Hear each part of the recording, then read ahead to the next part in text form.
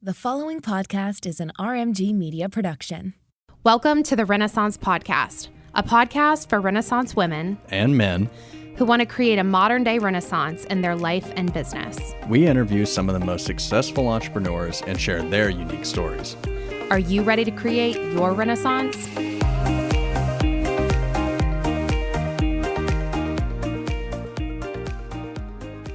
Let's start there. I know. But to hear you talk about your kids is the most beautiful thing. And you are such a great mom. I just know you are, because it's like people in the office, I was like, Tammie's coming and she just feels like mom. Oh, great. In the best way. That's because I'm the oldest one sitting. No, because you're so warm and you have such a warm, and you were so caring. Like, you were texting me the other night. You were like, I was like, I have an ear infection. And you were like, did you get on an antibiotic? It was so funny. We were talking about business and then that came up. And you are just, you've been through a lot. You've had a lot of change. A lot of change. And you said earlier to me this week, you said it's been an adventure. Mm-hmm. So let's unpack it a little bit. Okay. When were you all planning for having your daughter? Because I really want to talk about her journey, because I know that's a big part of everything. Were you all planning to have kids and like the whole nine? Or what did that look like? I wanted kids. Renee did not. Renee was in education. Renee's your husband, for the listeners. Yeah, knowing. he was in education. He knew sort of what the gamut could be, and he did not want, he was very specific, he did not want a special needs child. And that was his fear. And I really wanted kids. And so, did all the things and, pushed and convinced. And we did not have any luck for several years. We tried for about 7 years. And then, so we'd been married 11 years when Jordan was born. And, back to that whole his worst fear thing, when she was born with Down syndrome, it was, when that little face popped out, I tell everybody, it was like, Houston, we have a problem. She looks like she has Down syndrome. And so that was like just kind of handing him his worst fear, oh, here you go. And so she had a major heart defect. She had a complete atrioventrical septal defect and a complete AVS, no center wall, basically. And so we had to go to Duke and have that repaired. So she was 2.5 months early. And then when she was 5 weeks old, we went to Duke for her repair. We were there for 5 weeks, and then back to Knoxville for about a week and a half. And then we finally got to take her home in September. She was born in June, and we took her home in September. Oh, just to start the podcast off crying. Yeah, thanks. Sorry. That's a moment. That's a,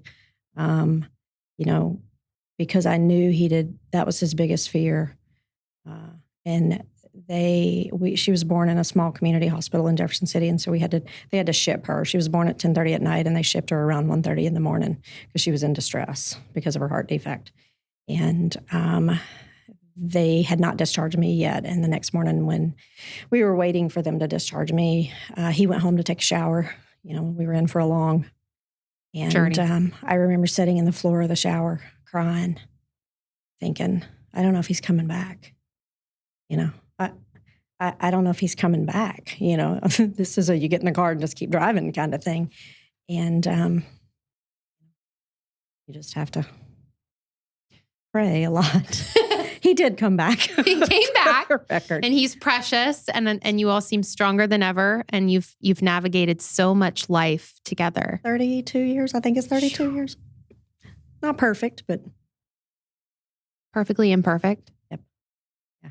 What were some of the things that got you through that? Because I just, being a new mom myself, the first time out of the gate, first mom, first experience, being in your young 30s, when life is already loud and hard as it is. I mean, it's like that in any decade, but just speaking from experience, being 31 myself, I'm like, golly.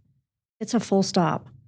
It's because I had wanted kids for so long, and you have this vision of what it's going to be like, and then you find out you're having a little girl, and you do the nursery, and I had like 5 or 6 baby showers and, all the things that come with it. And you have this vision of what it's going to be like. And it's like someone comes with just a big eraser and wipes all that away. And it's a total full stop, and we were in a Sunday school class at the time, and there were probably 20 of us couples in the Sunday school class. 12 of us were pregnant at the same time. And they all already had children.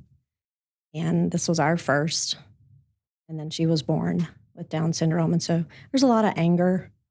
There's a lot of bitterness. There's a lot of why. Why couldn't it have been somebody else? And at the time it was, why us? Like, why? And so now we look at it differently, and it's like, why us? Like, she's blessed us way more than we will ever bless her. And my other 2 children are better for it. Caleb and Anna Jo I think they're better human beings. But we were surrounded by people that loved on us. My brother and his wife, we had such a great support system in place when she was born. And I was part of the medical community, so that helped. But we just had a great support system, neighbors, friends. And I went back to work when she was 4 months old. And what were you doing work-wise then? I was director of cardiac rehab at the local community hospital. Okay. And so that was a return to normalcy for me, that's part of your identity before kids, and then all of a sudden kids come along. So that was a return to normalcy, and I was back in the land of adults and we weren't talking about, medications and tube feedings and all sorts of stuff.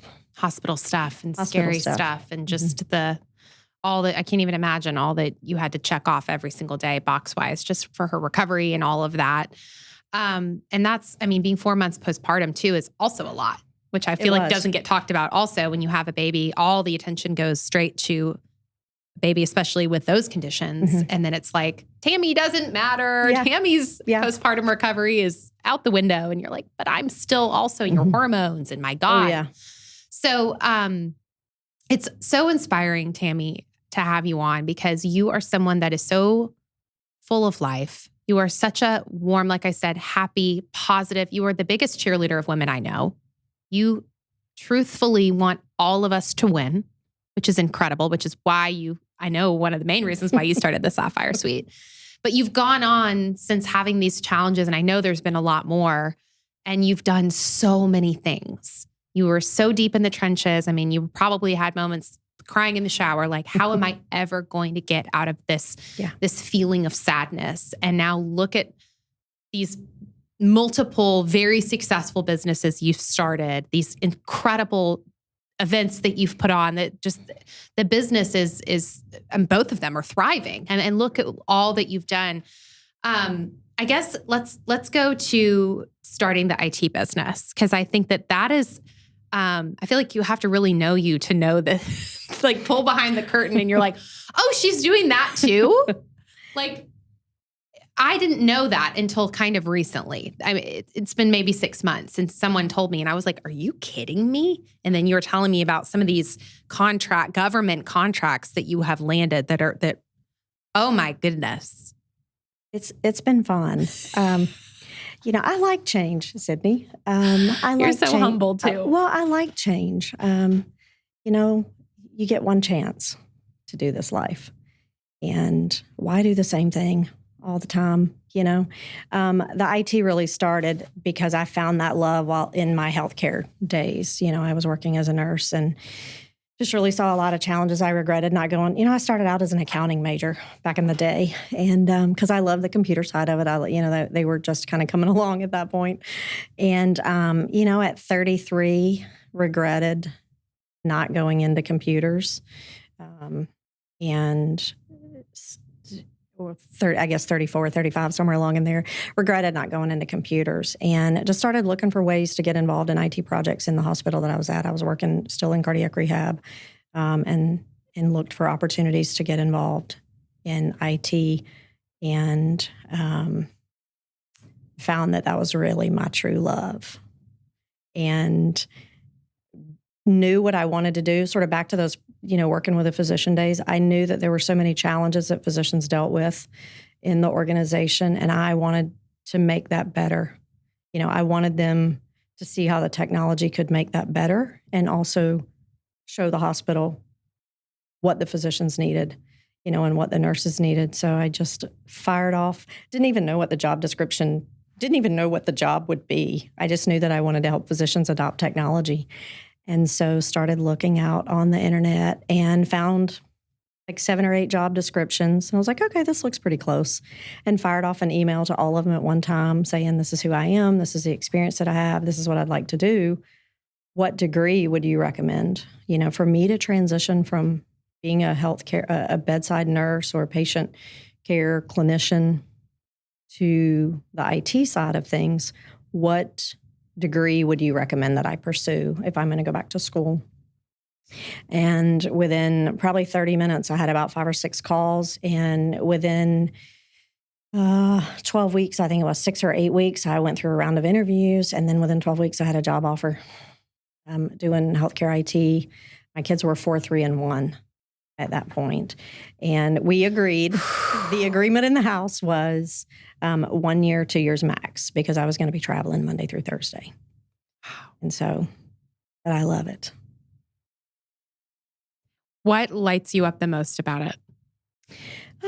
Helping, I've been fortunate to work with some of the largest healthcare companies in the world, and helping them navigate through large initiatives that require significant amount of change management and adoption, and knowing what the outcome is going to be on the other side, that life is going to be better for the physicians, life's going to be better for the staff, it's going to be better for the patients, for everyone, and helping lead them through that. That to me is, again, it comes down to change, is, you're helping get buy-in for the change that's coming. You are, probably the part that I love the most is you're standing in the gap, helping organization leadership understand what the changes are going to be that are, they've just bought hundreds of millions of software and services, and you have to get it in successfully, and you have to get everyone's buy-in, but helping them understand how they're going to feel it. We're going to come in and dump your hospital on its head, and this is how you're going to feel it. And, I always say that I love helping them paint the vision, helping them see the vision, and watching sort of for the light bulb to come on when they realize, the amount of change that's coming and what they need to do to make it successful, and that I'm there to help. I love it. You do. I do love it. But is it at that time when you were, what year was that when you were starting? Caleb was 1, so that would have been 2006. Early 2000s. Yeah. So was it rare to be a woman in that line of work at that time with her own? It was, and I did not have my own company at that time. I worked for McKesson, which was the largest software company in the world at the time. And I worked for them for a year, traveling all over the country, leave on Monday morning, come home on Thursday night, and did that for a year. And then the organization that I had left working as a nurse had a position open up in their IT department implementing cardiology software in the cath lab. So I was able to come off the road, go back into the health system, and did that for 3 or 4 years. And we did some large projects. We did a merger and acquisition. I was pulled by corporate up to Cincinnati to do another merger and acquisition up there. And that's really then what was sort of the launching pad for me to do my own thing when I went back into a leadership role, and sort of worked my way up through those large projects. And when I took a leadership role, I was signing invoices for the same company that I had worked for previously, and realized the value of what they were doing, realized the value of the consultants that they were sending out into the health systems. And I was like, that was me. And that is what my skill set is worth. And Like you were seeing the numbers. And if they can bill me out at that, I can bill me out at that. Betting on yourself. If they think I'm worth that, then let's do it. Let's do it. Man, that's the entrepreneurial spirit that I love, love, love. So took that leap with a partner and did that for a while. Wow. And still have that. Yeah. How many years have you had that business? Well, I was in a partnership from 2011 to 2012. And then 2012, I went solo. And so, yeah, since 2012, so 9 years. No, 11 years. My math is off today. 11 years. That's a long time. And they say, what is it? First 5 means you're going to make it. If you hit 5, that's what I hear them say. We were at our busiest at 5. We're like, whoo, we knew at 5 it was going somewhere. It's a little, I think it's different in the consulting world, depending on how you structure your company too. Sometimes it's just you, and then sometimes there are others. So yes, it is a business, but it's not like the Sapphire Suite where you go out and you have a brick and mortar. So, we were fortunate that I was on some really big projects with some local organizations, healthcare organizations, very large, and was able to develop really good relationships with other vendors, with other technology staffing companies, software vendors, those types of things. And so I had those relationships in place, and that really helped. So, so many things there. I want to ask you, so many. I mean, I think my first question, just being a mom, is how have you navigated, especially when they were young and you were traveling so much? I cannot even imagine the guilt. We've talked about this before because I'm like, Tammie, how do you deal with the mom guilt? How did you? And I know that that's a hard question because men never get asked that question. And so I always want to be respectful about that. Like, I'm not trying to say, but I just think it's different. And it's harder for us because men don't get asked. My husband never gets asked, how do you deal with mom or dad guilt when you leave Sawyer, when you go on a work trip? He never gets asked that question. I get asked that all the time. But you had 3 under 4 and you were traveling like airplane going to a different state Monday through Thursday night. Mm-hmm. That's like a whole other level of mom guilt. I would just assume. But how did you kind of handle that, especially also with having baby girl in that condition?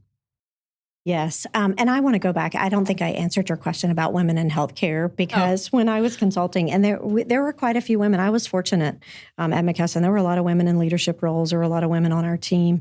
It was different when I switched over to investor-owned, to more of big corporate and a traditional IT department. Being on the road with 3 kids, 4, 3, and 1, you're right, there is a lot of mom guilt. And because of their ages, some of that they don't even remember.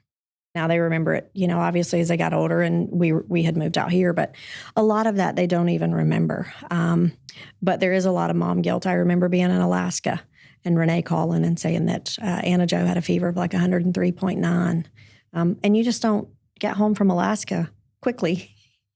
That's a hop. It's a little bit of a hop. Yeah. And so there were times that you just do the best you can, and my prayer was that please don't let them, remember this when they were that little. And that was really intense travel. That was, sometimes Sunday night, late Monday night, back on Friday morning. And as they got older in elementary and middle school, Anna Jo and I, this was pre-cell phones, pre them having cell phones. We had a notebook called Letters to Mommy. And I would write a letter to her before I left in the book. And then while I was gone, she would write a letter to me. And then, we just kept swapping it, back and forth. But Sweet. some of those little letters are funny to go back and read. Now it's like, how's your hotel room? Do you have a nice view? Those types of things. And then as I got older, obviously with cell phones and texting, technology certainly has its pros and cons. But with them now, as they got older, I absolutely leverage that. Obviously being able to FaceTime and texting and checking in on them and sort of being present as best you could and until you could get home on Thursday afternoon. I have literally dashed out of a car before and thrown my laptop bag under the ticket table at the middle school and literally met Anna and Renee at the middle of the floor because it was 8th grade night and they were recognizing, And so, but yeah, mom guilt's is a very real thing. So shout out to all the moms out there. Yeah. It's unavoidable. I've just learned it's just part of it. It is. And having a good support system. And that was a trade-off that Renee and I made in terms of he was in education. So his schedule aligned with their school schedule. And so he was able to sort of, take care of things during the week, the Monday through Thursday. And then on, Friday over the weekend, I would jump in and kind of take over and laundry and errands and running and all the things, that kids need on the weekends. And we just sort of traded off. That first year was pretty intense, but they were little. Yeah. And then how have you balanced work-life balance? And I know that's an asked question. I feel like to busy, successful women, but I am curious about how you did that when you were off the road, but still in the really scaling days of the IT business. It's hard, Sydney. Definitely I did not master it. If anyone out there has the secret, but again, I think you do the best you can. And I think you have to do what works for your family. And what works for your family doesn't work for, everyone's family. And I had a lot of conversations, especially with Anna Jo as she got older, because, those windows where you feel like you have to pour into them, you see those windows start to close. But even when they were little, I had a lot of conversations with them about why I was on the road and what it allowed us to be able to do. And there were times I said no to things at work, to be where I needed to be for things with them. And there were times that I didn't say no that I wish I had said no. But I think I had a lot of conversations with them and they saw it. They saw physical evidence of it. I was sitting at the table working on my laptop or, sometimes they would travel. Like if I was going to a site that was, in a fun place, they would come out and visit for the weekend, and that allowed me to not fly home. But they saw it, and we've had a lot of conversations about it since then. Yeah, and they know you love it because they can feel that. And no one will. And that is the one. A lot of times, I think about that and that is the one thing that when that time comes, I hope there are a couple things that they will say, and that is that I was never afraid, to try something different, or if I couldn't figure it out, to keep going until I figured it out. But most of all, that I loved them and that I'm proud of them. And where does that lack of fear come from in you? Because and I don't mean to say that you're never afraid, but you do have this, like you just said, I'm going to figure it out. You have this, this vibe about you that you are fearless and you kind of have to be to do what you've done. Most people do not open one business with kids. More or less have two running simultaneously and do both of them and manage a home life and a marriage and friends and brain trust and all the things that, shout out brain trust, but it's a lot of time and everyone has the same 24 hours in the day. How do you have that fearlessness about you and where does that come from? I'm very curious. I don't know. Genetics, I guess. Neither of my parents were ever intimidated by anything. And gosh, look at all the research. I think about things that my dad would build and do, and he would just figure it out. My stepdad was that way. And look at all the resources that we have at our disposal now. It's like, you don't know how to do something? Google it. YouTube. I've been doing some woodworking stuff. I spent the weekend watching YouTube videos on wood burning. You're doing woodworking. Yes.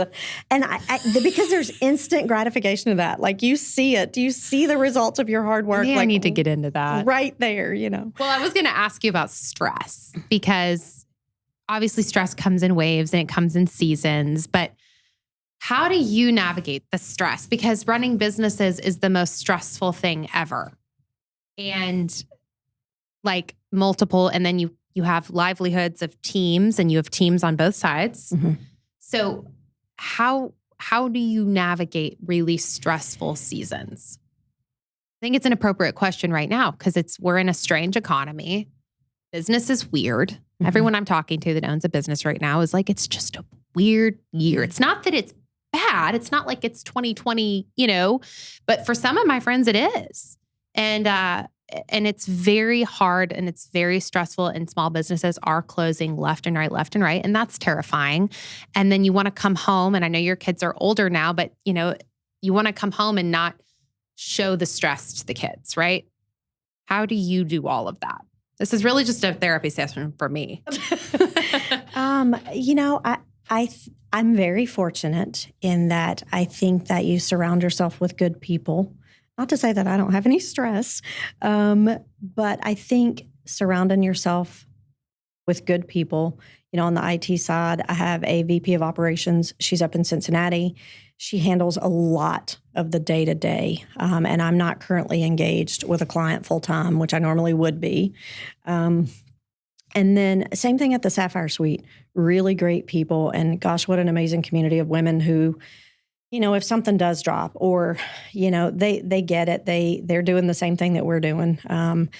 And I think having good people around you, and, I spend a lot of time in the car back and forth. And for me, sometimes just the stress relief is the downtime, just the quiet time, have a beautiful back porch and, backyard, and to spend time out there, or retail therapy. I love the handbag. I do enjoy a good glass of wine, but that is not my go-to. My go-to is really just get in the car, go shop, again, retail therapy. And, at the end of the day, what's the saying, this too shall pass? And one of the things about, I've always had the no fear. Not a risk taker. I don't mean that like foolish risk taking or anything. I've always had the no fear. I've always had I'm smart. I can figure this out. It might take a couple tries, but I'll figure it out. Having Jordan and going through what I went through with her really changes your perspective on life. And in fact, one time I'll tell you a quick story. We were driving over from one hospital to the other, and I was in a leadership role, when she was born, and we stopped by the hospital. It was the first time they had seen her since she had been born, because we had been at Duke and all these other, things. And one of the leaders in the organization pulled me aside and told me that he had moved some of his vacation hours over to my bank of PTO hours so that I could stay out another month. And we got in the car, Renee and I got in the car, and we were driving over to Children's Hospital where Jordan was. And I was telling him that story, and I said, I am just shocked because they do not normally allow that. I mean, it has to be pretty catastrophic.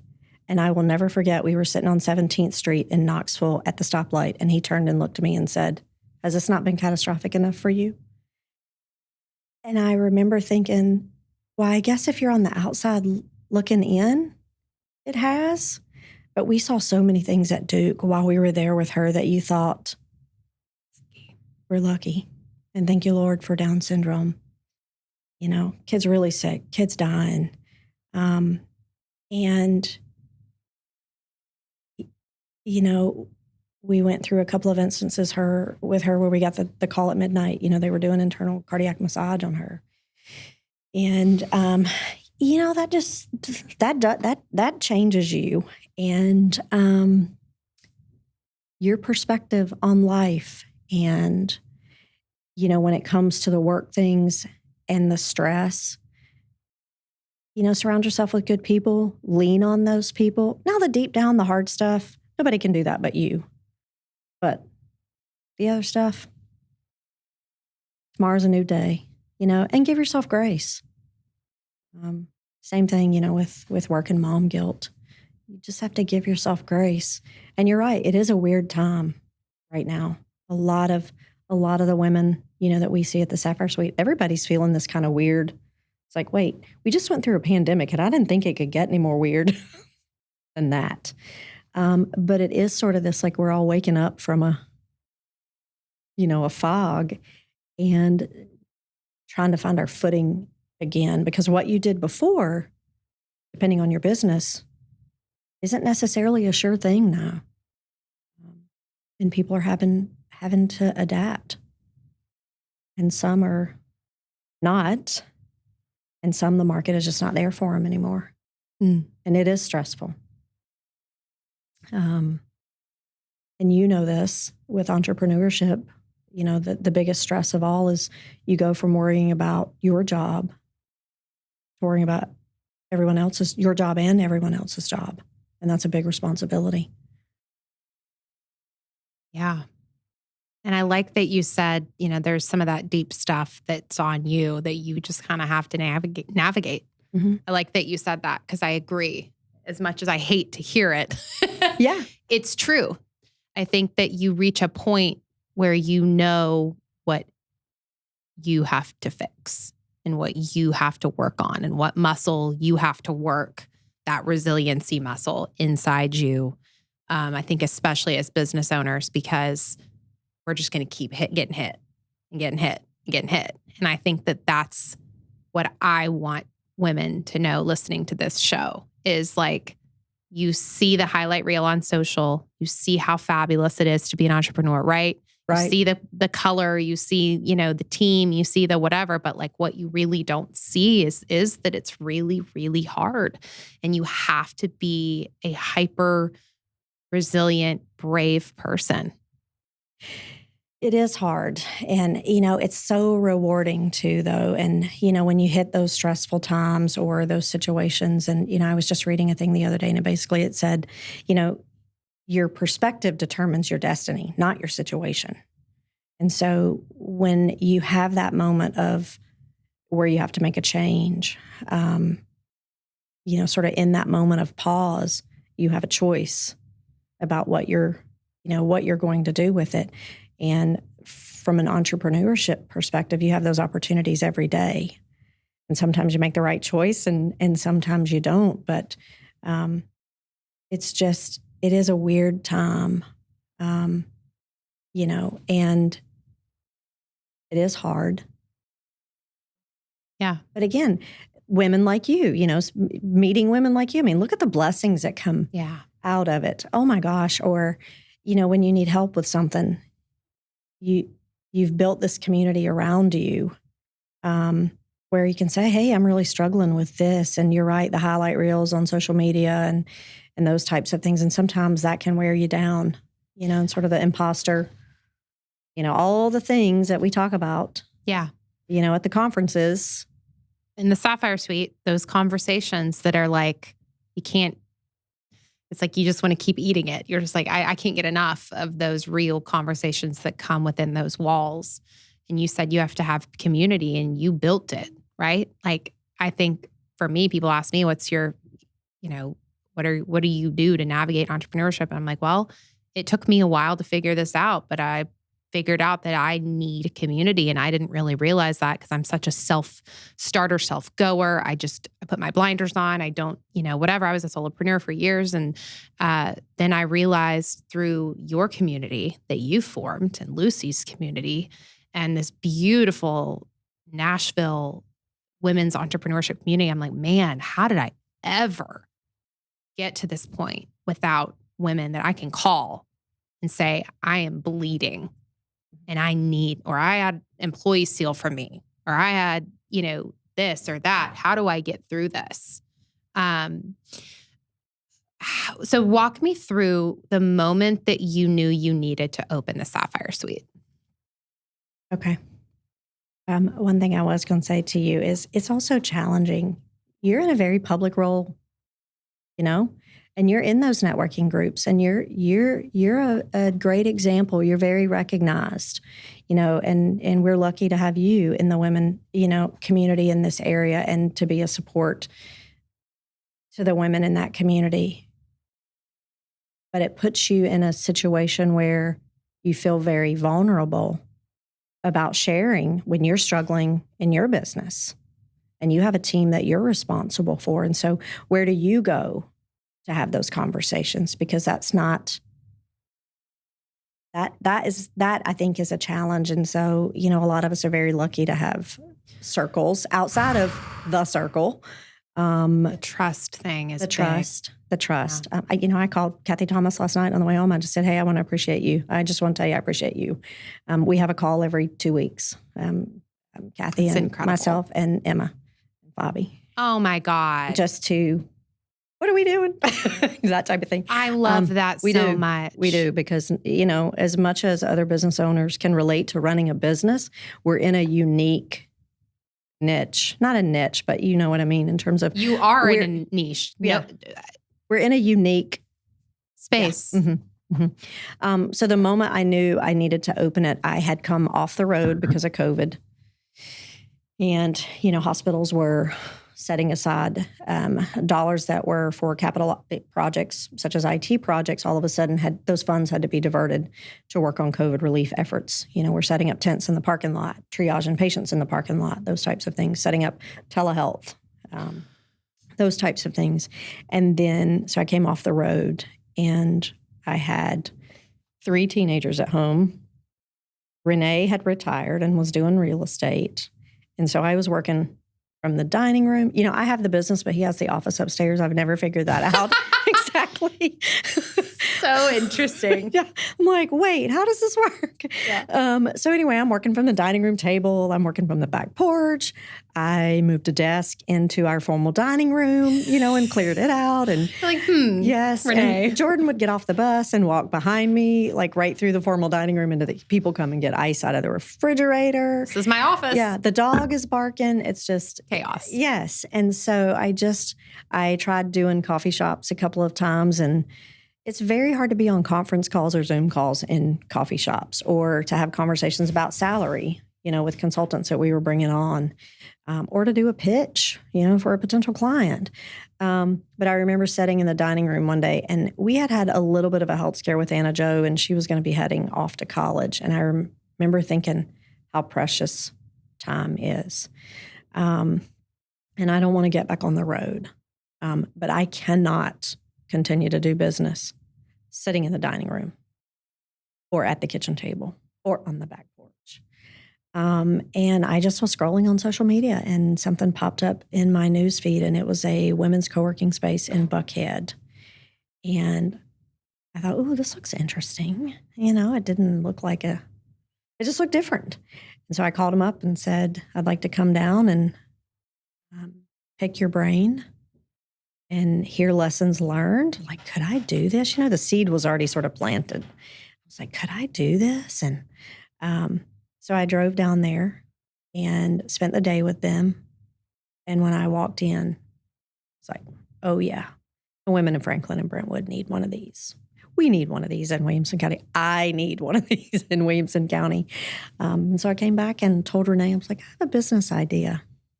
Wow. He didn't respond. He was like, oh God. That's exactly. Yeah, that's what my husband would say. Yeah. Like this, this will pass. I'll just. Like, maybe if I just don't say anything, she'll forget. Right. It'll pass. It'll pass. I promise. It'll pass. Like she'll forget all about it. This is just the latest, The latest and the greatest. latest thing that she's got in her mind.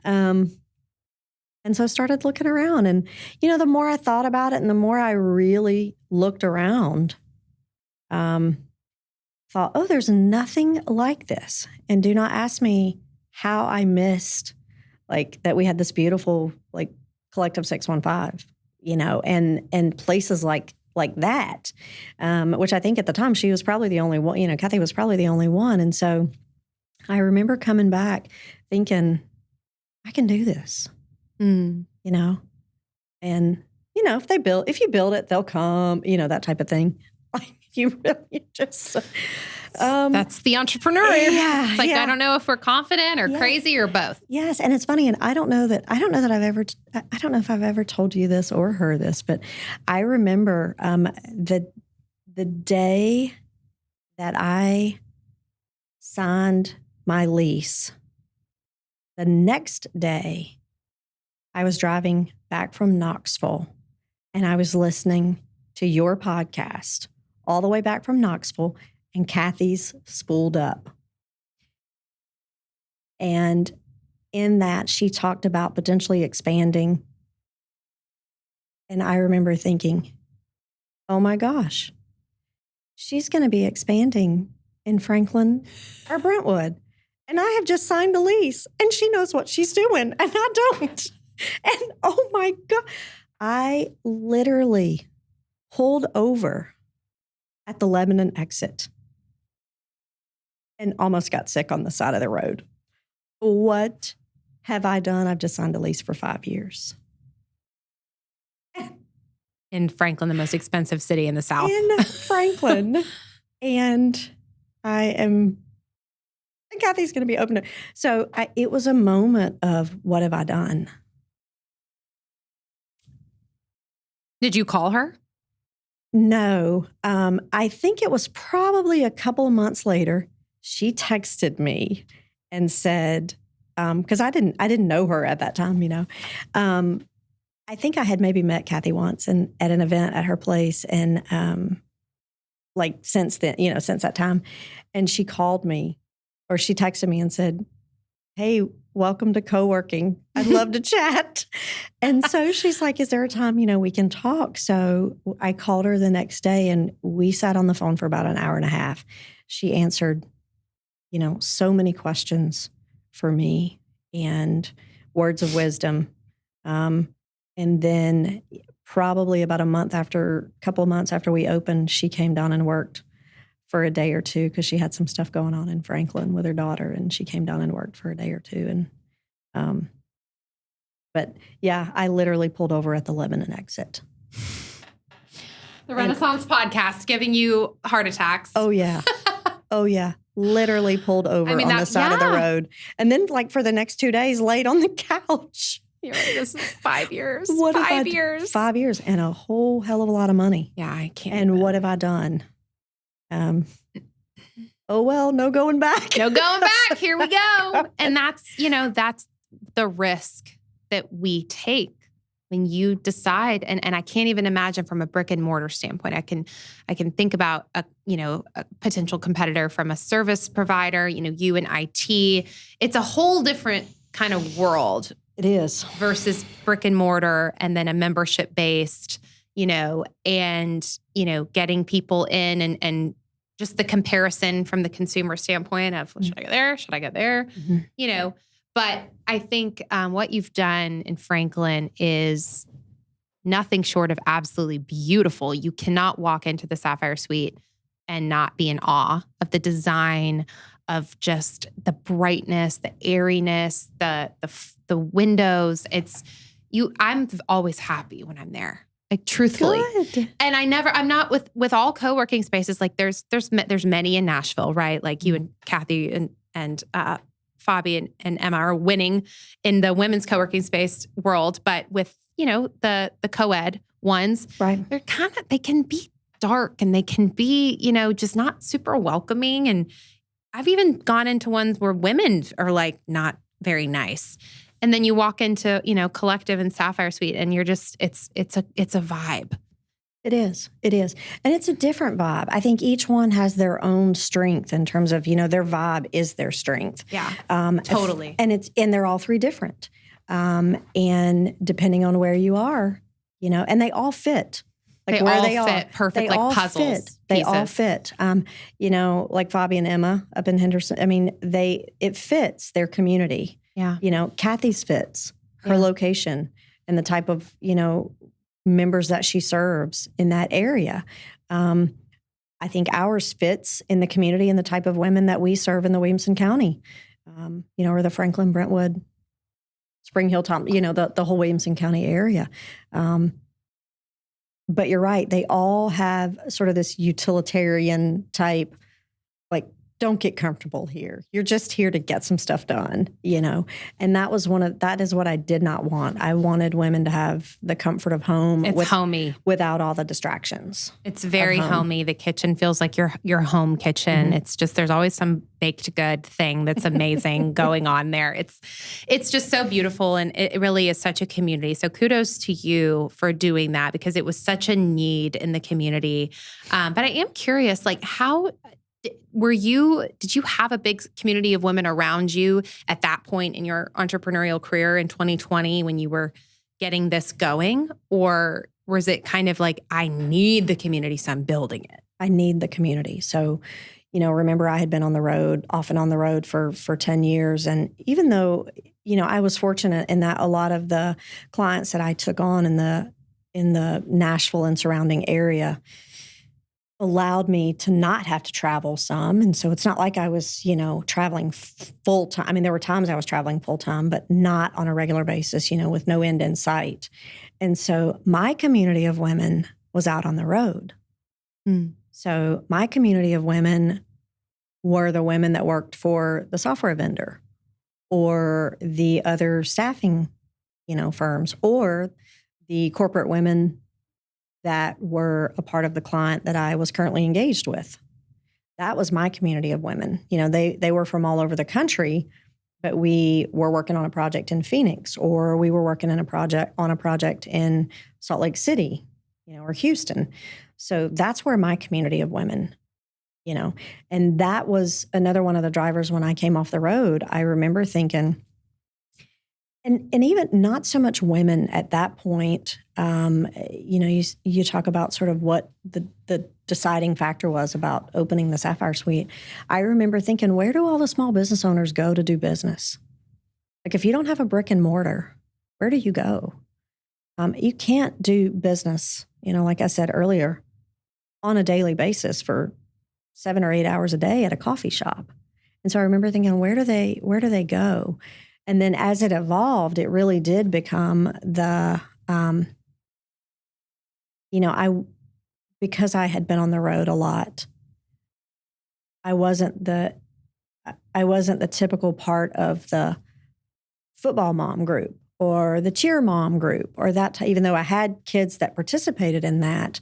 It's just those different conversations. You have different conversations with the women in your circle that are business owners versus the women that are in your circle that are like your kids' friends or at church or neighbors or that type of thing. And so that was another part of it. And I remember thinking, well, okay, well then how do I reconnect with the women in my community? Because at that point, my kids are getting older. And so those relationships weren't for the long haul, so to speak, as your kids graduate from high school and move on type thing. And I remember thinking, how do I find women? My people. Yeah. Like, how do I need a place to belong, like with a group of women, preferably other women business owners, because they will get it. They understand when you say, I'm going to be late for dinner, or they understand when you say, I need to reschedule. I can't come. I just can't make it. I can't pull it all together today, between home and work, and just some days you just don't have it in you, And that's it right there, what you just said. It's finding the women that are okay when you're not okay Mhm. and you gotta, Mhm. and they have to, the understanding of it's not that my business is my whole life, but kind of is at the same time. Right. And business and personal, if you have a business and you are the breadwinner, or even if you're not, it's going to weave into your personal world Mhm. and affect friendships and affect children and affect spouse and affect all of it. And it doesn't have to be, it doesn't have to be your whole world, but man, it sure has to be your priority sometimes. And other women business owners get that. Other business owners get that, but especially other women business owners, because most of the time they're juggling the same types of things that you're juggling, whether it's, kids, home, doctor visits, grocery. I mean, it's all of that. And those women get that, because for every 5 things that you're working on during the day or before lunch, there's 20 more things going on in your mind that you're tracking, that you are, some personal, some professional. So you're always working, even if you're not at the office. You're always working. Your brain is always working. I know. And you have to communicate that with your team too. Like if they are at the office, like I'm not sitting on the couch eating bonbons. Right. And I think, there's a business owner mind and there's an entrepreneur mind. Yeah. And it's 2 different tracks, but that your brain is always engaged. Mm-hmm. It's hard. It's just, it's in your DNA. Yeah. I think. I do too. And I remember going, I went to one of Lucy's events. It was like one of her very early events. And I was like, okay. And so for every one of those I attended as they were growing, it just validated what I was doing. The community needs this. These women need it. Mm-hmm. They're begging for it. And Lucy and her incredible organization needs the space. Right. And there's so many of those that want to support woman-owned, right. That I'm like, if there's a woman-owned, you can hold 200 people, sweet. Awesome. Right. Like we need that, because like you said, there's such a need. There's never been more of a need for it coming out of 2020, 2021, and now into this weird year where yeah. And and there's a lot of women out there that you don't see them. They're not going to the Brain Trust events, and they're not going to the, the Tennessee Women Connect events, but they are getting it done. They have their own style. They're running different types of businesses. Some are authors, some are, marketing guru. I mean, they're running their business quietly, and they're just knocking it out of the park. And they need the community, maybe not as much as some, but they definitely need the physical space. And that is what I felt like we were providing. Like, we can do both. We can provide a physical space, and we can provide a built-in community, because those relationships happen around the island. They happen down the hallway. They happen sitting on the couch at the back. We didn't do co-working last night. We did co-shopping. So we did our Christmas shopping. We were open, and women came and brought their Christmas list and their credit cards and their laptops, and just little things like that builds those relationships. And so just the more I got involved in trying to reconnect with women in the community again, it just validated the need. Mm. And the more you see co-working spaces, I know there's been a lot in the news lately with WeWork. And I don't think that's indicative of the co-working industry. I think that co-working sometimes gets lumped into the real estate industry, and that is not what we are. We are not just office space. We are community. And I think that's the difference. So I don't think, I don't want people to see what's happening with WeWork and think that, that there's no future in co-working, because I don't think that we will ever return to a full-time office. No. Some companies will, and businesses have to do what's right for their organization. I'm a big fan of in the office because I think it's relationships. But for those companies that are not going back to that, with the millions of dollars that they're saving in real estate, they can offer stipends to their employees to use, and many do, to use co-working spaces. But it's community. It's community, and it's something I just feel more productive, and I just get stuff done. I don't know how people get stuff done at home. I really don't. We do remote Fridays here, and those are my Sawyer Fridays. But if I wasn't the CEO of the company, and if I just was working, I would have to go to a Sapphire Suite. I would have to go to a collective. I wouldn't even go to a coffee shop. Oh, I don't know how people get stuff done in coffee. Like you said, I mean, someone calls you, a client calls you, you're like whispering, and then you hear someone, it's just so loud. It's not controlled. I can't focus. Like I can't focus, No. And the couple times I went, and again, no offense to men, like I love a co-ed environment. But you're trying to conduct a call and you got John beside you, and I joke and say he's spread out like a week's wash, beside you. And coffee shops, the tables are getting smaller and they're getting closer and closer together. And I also think it's hard as a business owner to work from home because you pour so much time and energy into your business that when you are home, you want to be home. You want to enjoy your kitchen and your living room and your backyard and all of those things. And that in itself to me is a big distraction. My kids were at school during the day, so I didn't have a little one like you do. But I think it's hard to be a business owner and work from home. It works sometimes, but for the majority of time, I don't think it's not for me. Yeah. And you, like you said earlier, you really have to give yourself the boundary to turn it off because you have to, because you never will. If it's innate in you, like it is in us, you will never turn it off. I always say to my husband, I'm like, it's so sick that I could just work every minute that I'm alive and breathing. Mm-hmm. I could be working and my to-do list would never shrink. But so then I have to have those boundaries. And, they say like, don't ever bring your work into the bed. What was I doing last night at 11 p.m.? Laptop in the bed. And that's awful. But it's like you said earlier, you're like, sometimes we do have to work more. And I do know that that's a thing. But I agree with you. Your home should be your oasis. It should be your sacred space. And it shouldn't be work. There should be a space for that. And so, and also with the Sapphire Suite, you've created an entire experience. It is not just beautiful walls, beautiful artwork, beautiful furniture, like so aesthetically happy, which I always say, inspiring spaces creates inspiring work. And you do that so well.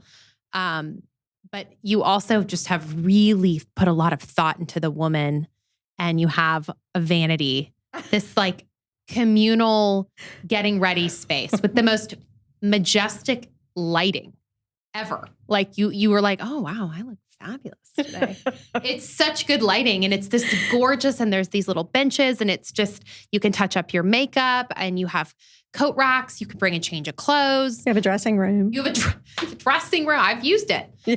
We do lots of photo shoots there. And the bathrooms are, you lay out everything that you might need in a pinch in the bathrooms, which is so amazing, because I'm sure a lot of your women come in there coming straight from the gym, or they're coming straight from, and they're like, I got to get on a Zoom call and I got to change and look fabulous for a minute, Or the July heat here in God, August heat that we had this year. Yes. Yeah. And you've just, I love that from a business standpoint, just thinking about their experience.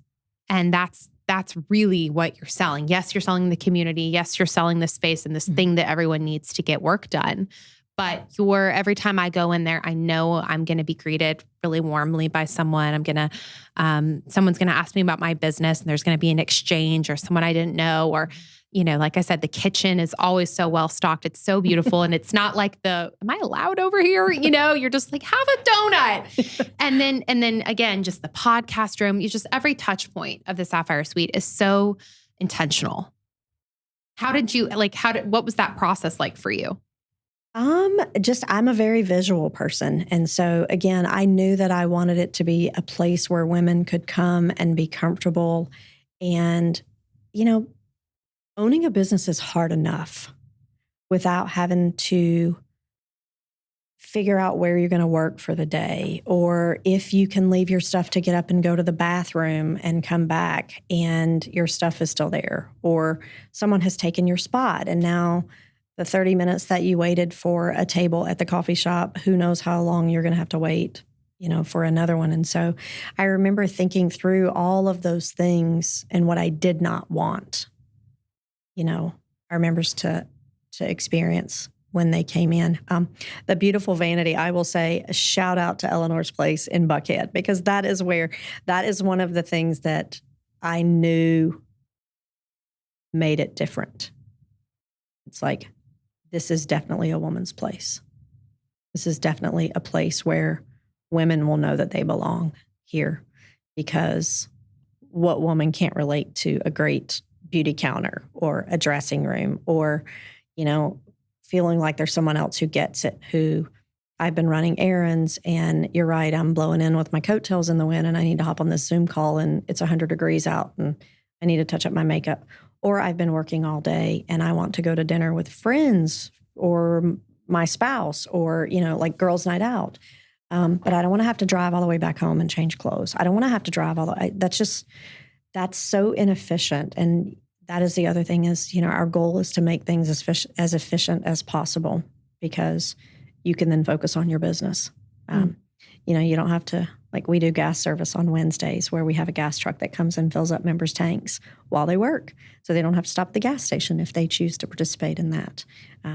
We can be a mailing address for them. They don't have to stop by the post office. We do dry cleaning service. They don't have to stop by that. So it's all of those things that I remember thinking, these are the things that are keeping me from being productive, in my business, or these are the distractions. Not that changing clothes is, keeping you from being productive, but these are the types of things that as you go throughout your day, as a female business owner, as a mom, as a wife, as a friend, and there's a lot of, we have a lot of single girls too. So it's not just, all married, but those were the things that come up during the day. And I thought, okay, how can we solve that? How can we eliminate that worry? Or how can we eliminate that distraction,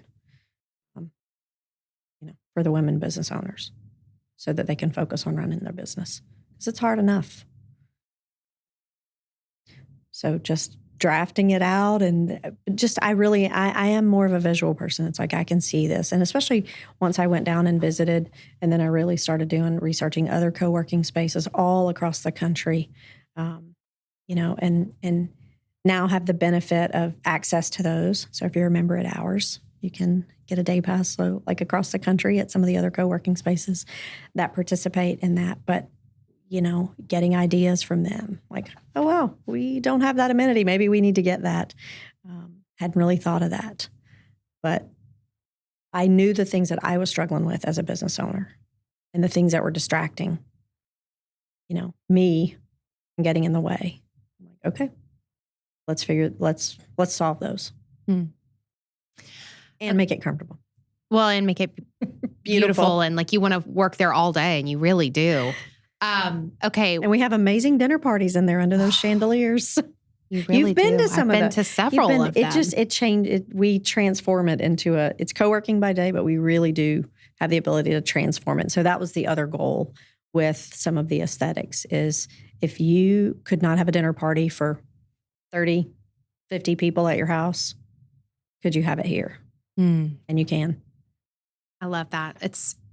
There's nothing more special than sitting at a large table in the Sapphire Suite under those chandeliers when it's nighttime, and you're just.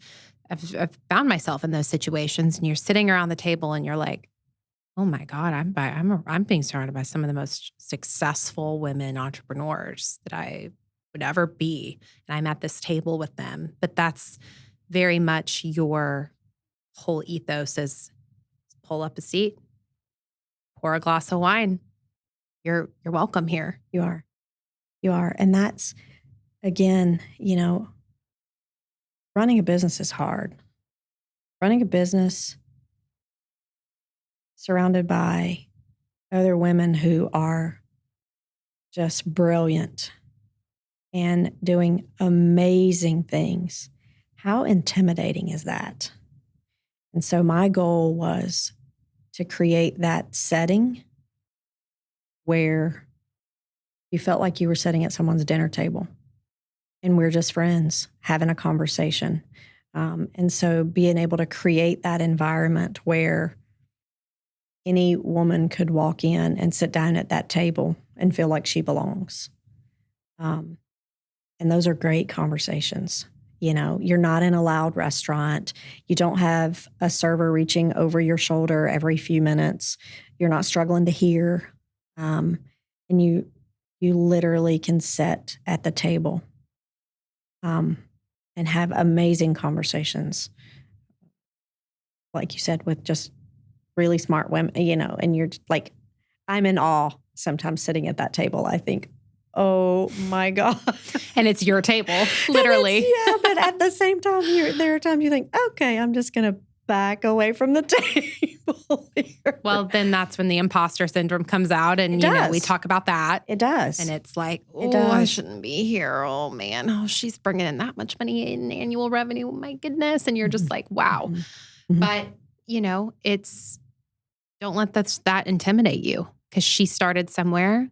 And more often than not, especially if you're in the community of the Sapphire Suite, those women want to send the elevator back down, as we say. They do. They do. And it is great to watch in there, to watch them help one another, and or if I can be of help or they help me, and that's like every week. And it's funny, I've started keeping not a diary, but I've started keeping a little bit of a journal. Like this week I had the opportunity to sit with a female business owner who had to fire someone for the first time. And she was asking for help, honored that that she asked me. And also it's, that women business owners deal with a lot. Like like I was talking about earlier, for every 5 things you're doing, there's 20 or 30 other things you're worried about or fretting over. And just some of the stories, some of the women that I'm blessed to have come through there while they are running, their business. A sick parent. I had a business owner, come in a couple of weeks ago to sit down and talk. A sibling that's struggling with addiction, or a child that's struggling with addiction, or sick parents, like I said a while ago, having to fire someone. It's not always bad. Sometimes it's, is it time to scale my business? And so I get to witness firsthand. I'm not sure what the word is, but I get to witness firsthand what resiliency, that's the word, looks like, in the female business owner. It's a whole different breed of resiliency. It is. It is. We could talk about. But it's good. It is good. It is good. We have to have that. It's inspirational. Yeah. And you just realize the burden sometimes that they're carrying while they're running their business. And so you're just in awe sometimes, because you think what's going on, like behind the scenes, and yet you see them coming in there every day just crushing it. So it's so inspirational. Mm. So lots of good conversations around those tables. I love your empathy too towards other women. It's really authentic. It's really real, and it's really needed. And just that listening ear that you are is so, you're such a needed force in this community.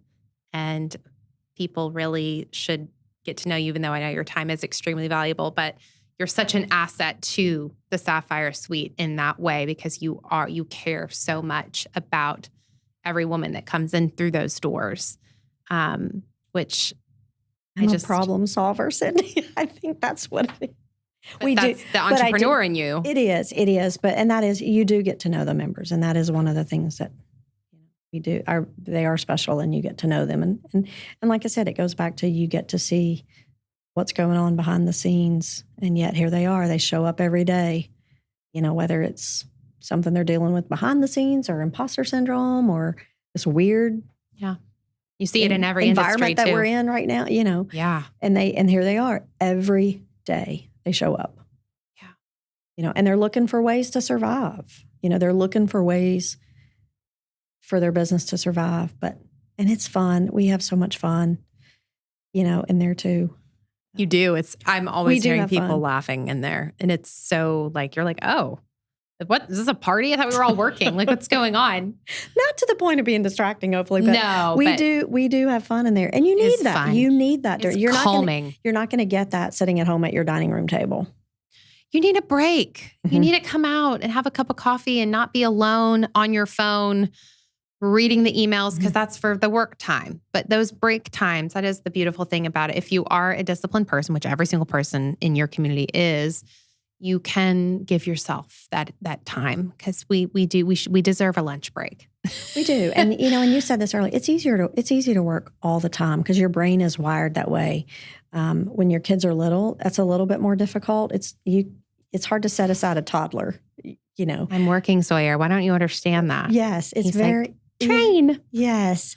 But as they get older, I think you're even more at risk for that, because as they get to be teenagers and they're upstairs in their room and you're thinking, well, I'm not needed right now anyway. I'll just work on this one little thing.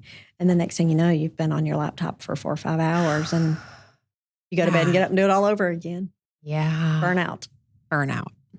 Yeah. The toddler will prevent the burnout for sure from work. Okay. Well, as we're wrapping, the last question you probably already know that we always ask our guests is, what is your definition of a Renaissance woman?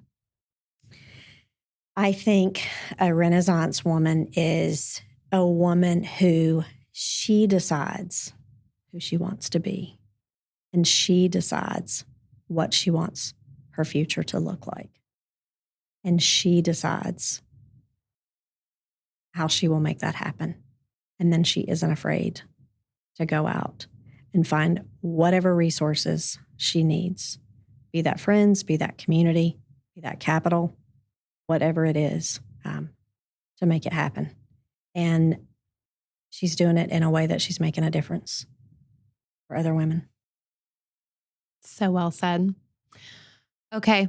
So where can everyone listening find you on social media, you personally, and then Sapphire Suite, connect with you, learn more about the Sapphire Suite, figure out, we have a lot of Nashville listeners, and I want everyone to go visit, come by for a tour. Oh, we'd love to have people come by for a tour. I love the tours. I didn't have a hard hat, but I did the tour when it was, not what it is now. Right. But I saw the vision. Right.